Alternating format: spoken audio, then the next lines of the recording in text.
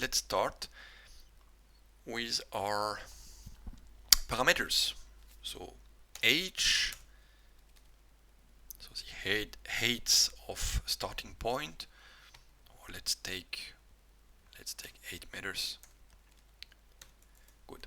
Now we also have the velocity as initial parameter, v0, with an amplitude of 10 meters per second.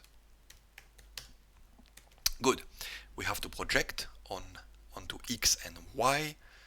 So v0x is equal to v0. First we have to define, of course, the angle before we project. So phi will be equal to 30 grad. That we also have to convert, of course, in radians when we will be projecting. Okay, we have to use radians in cos and sine. So let's do it right now. It's equal to 30 divided by 360 times 2 times pi. So this is in rad. Good. Now we can project v0x. So the x component of v0 is equal to 10 times cos phi. Good. Now v0y is equal to v0 times sine phi.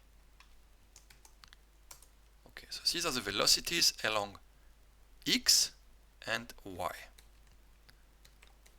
I remind you that the velocity along x is constant in our case, but along y it will change. Good.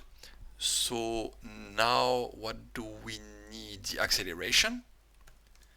Let's take 10 meters per second square. And I think we have everything. We can plot the trajectory. So again, I defined my different locations. X, start at 0, 1 meter, 2 meter, etc.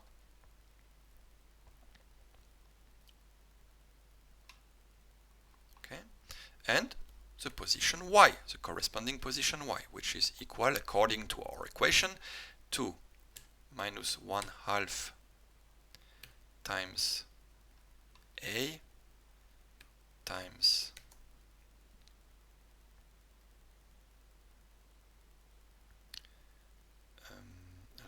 times x divided by v0x, everything squared, okay, plus tangent phi times x plus h.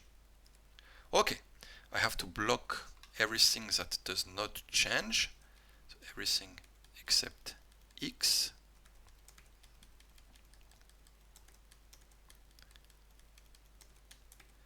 And it should be enough. So, opala. Good. Let's plot this one. Okay, at 0 it's correct. It's 8 meters.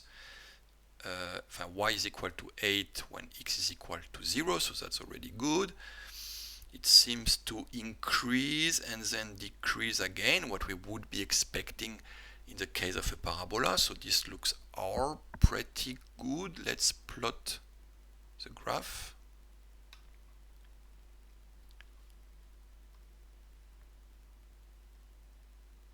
Yeah. So this is a nice parabola.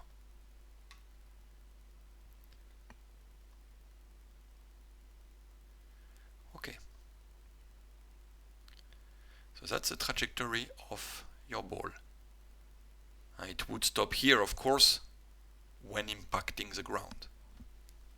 So we can I could reduce the range from 0 to maybe to 17. I can, or maybe make it more accurate. 0.17. 5 instead. So smaller steps. Let's see what we get here. It should become better. Yes. Okay, so it's nicer so. Good. So that's our trajectory. We can play a bit with the parameters. So for instance, what would happen if we reduce the start angle? Of course, I mean, you can see how the trajectory changed. And the ball, of course, impacts the ground a bit sooner. So it's closer to 0. Here we have, I mean, with an angle of 20 grad, we reach something like 15.5 meters. With an angle of 30, we reach a bit more than 16 meters. Good. What could we change? The velocity. Let's take 5 meters per second. Yeah. So you reach only 6.5 meters. Okay. In that case. So again, I will save this Excel, and you can use it, try it, play with it, and you can also try to anticipate what will happen. This is a good exercise, so please play with the different values, with the different parameters, and try to anticipate the results. Okay, what will happen? For instance, if I change A, what will happen if it's now smaller? If A is smaller, I mean, will I throw further away or not? Okay, I mean, try to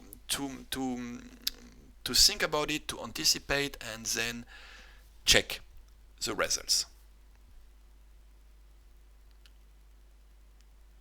Good. Now back to the lecture.